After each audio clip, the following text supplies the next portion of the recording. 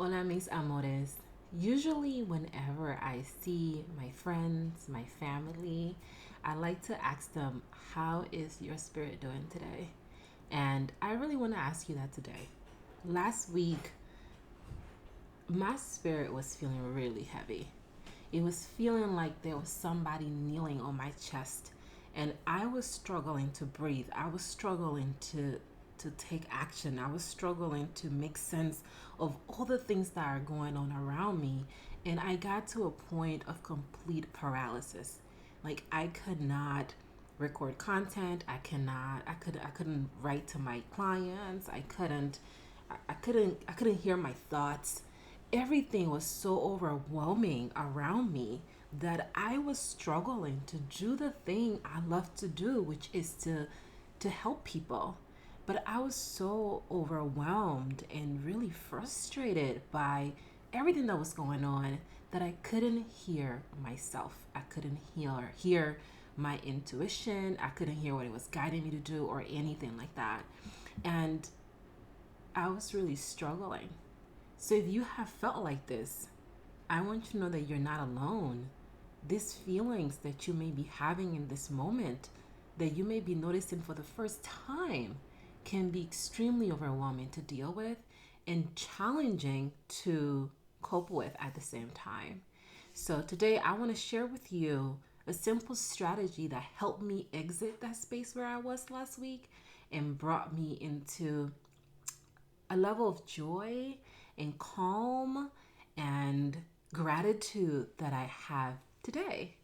And this strategy has been something I've leaned on throughout my journey when I was struggling with depression many years ago.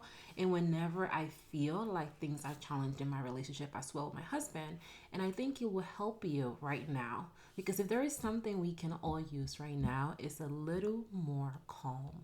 So, how can we be calm in the middle of a crisis, right? Whether it is what's happening with the pandemic or what's happening at the conversation around civil rights, there is a lot of emotional weight that can be felt in our hearts. And if we're gonna get more calm during this time, or if we're gonna get any calm during this time, there is one thing that can make that happen. And that is setting time to ground yourself on a daily basis. This doesn't have to be hours on hours. It can literally be giving yourself 10 minutes, giving yourself 20 minutes. You are deserving of 20 minutes to really ground yourself and allow yourself space to feel what you are feeling.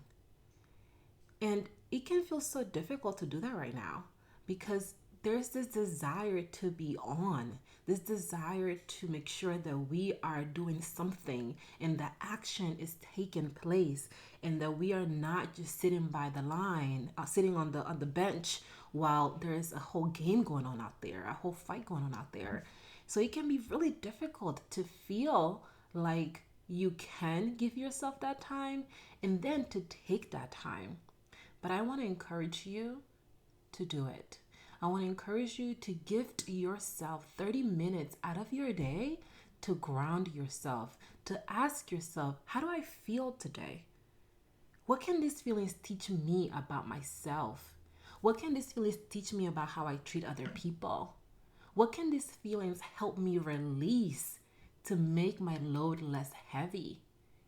And when we ask these questions and take time to answer them, we begin to see our feelings as allies, and they can help us create space where calm and release can foster.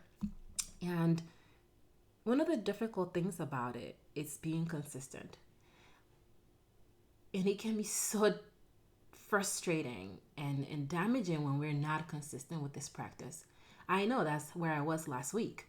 And when I looked at how did I get to this place of so much pain and suffering and anger that I couldn't escape in my own body, it had a lot to do with the fact that I had been ignoring how I was feeling. I didn't know I was ignoring it, to be honest with you. Some of the feelings I knew I was, but some of them I didn't. And the more I caught myself ignoring these emotions, trying to be strong, trying to stay, to fight, trying to do something, anything, the harder it became to notice how much it was troubling me, how much it was bothering me at an emotional level. And it wasn't until I hit somewhat of a breaking point that I was able to see that. You don't have to get to a breaking point to see that. You can begin to release the weight of these emotions right now. And if you want to have more calm in this season, really take 30 minutes, 20, 10 minutes of your time to really to ground yourself with yourself, to be okay with what's happening with you internally, with the feelings that you're having, and how you're responding to them, to put your heart at ease and your spirit at peace. And since I've started doing that again, as challenging as it's been, as uncomfortable as it has felt, it has really changed the game for me. I now feel calmer. I'm calmer today than I definitely was last week. And I feel like I can be of more purpose to others. I feel like when I'm talking to people and I'm doing the thing I love to do, which is to create a space where people can be their authentic selves, they are not carrying the weight of my ignoring my emotions. They are able to be present with me like I'm able to be present with them. And by being able to be present together, we can both feel more calm. So I want you to feel more calm. I want you to take some time for yourself and ground yourself. 30 minutes is not a lot of time. It's perhaps less than 1% of your day. And I believe that you deserve 1% of your day to prepare yourself to be in a space where you can do what you love the most. Have an amazing rest of your day. Thank you for joining me today. Let me know how your spirit is doing. And if no one told you today, I want you to know that I appreciate you, that you are amazing, and that you deserve to feel joy and calm in your heart. There's room for that, even in the revolution. Have an amazing rest of your day, and I'll talk to you soon. Hasta luego.